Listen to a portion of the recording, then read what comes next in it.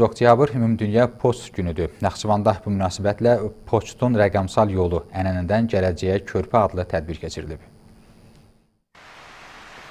Tədbir iştirakçıları əvvəlcə ümumilli lider Heydər Əliyevin Naxçıvan şəhərindəki abidəsini ziyarət edib önünə tərgül dəstələr düzüblər.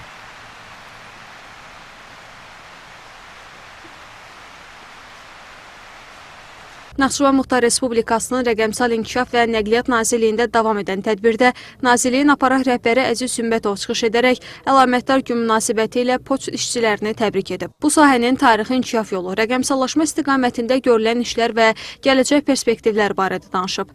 Naxçıvan Poçt Məhdud Məsuliyyətli Cəmiyyətin direktor müavini Sevinç Rızayeva bildirib ki, Muxtar Respublikada poçt sahəsi yalnız ənənəvi xidmətlərlə məhdudlaşmır. Eyni zamanda elektron ticarət, rəqəmsal ödəniş sistemləri, logistika xidmətləri və müasir kommunikasiya texnologiyalarının tətbiqi ilə daha da funksional və əlçatan olub.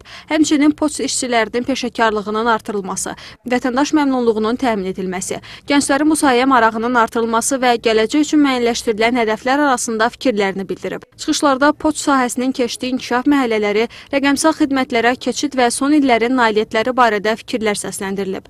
Sonra poçt işçilərinin fəaliyyətinə əsr olmuş videoçax nümayiş olunub. Və markaların istifadəsinə 1858-ci ildən başlandı.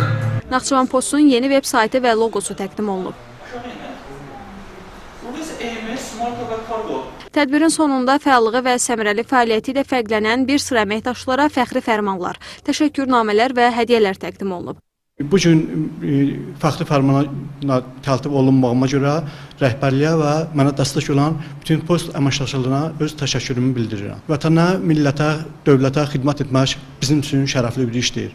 Mən bu poçt sahəsində 21 ildir ki, çalışıram. Bu sahədə işləmək həm çətin, həm də şərəfli vəzifədir. Bu sahədə çalışdığım həmin bu şərəfli işə görə məni fəxri fərmanla təltif elədilər. Bu fəxri fərmanla təltif eləməyim üçün özümdə şərəf hiss eləyirəm, həm də çox məsuliyyət hiss eləyirəm. Bu işimdə məsuliyyətli olmaq, daha da müvəffəqiyyətlər qazanmaq üçün əlimdən gələni əsirgəməyəcəyəm. Hafiz Əliyeva, Tərlan İbrahimova, Arzu Sadiqov, NTV Xəbər.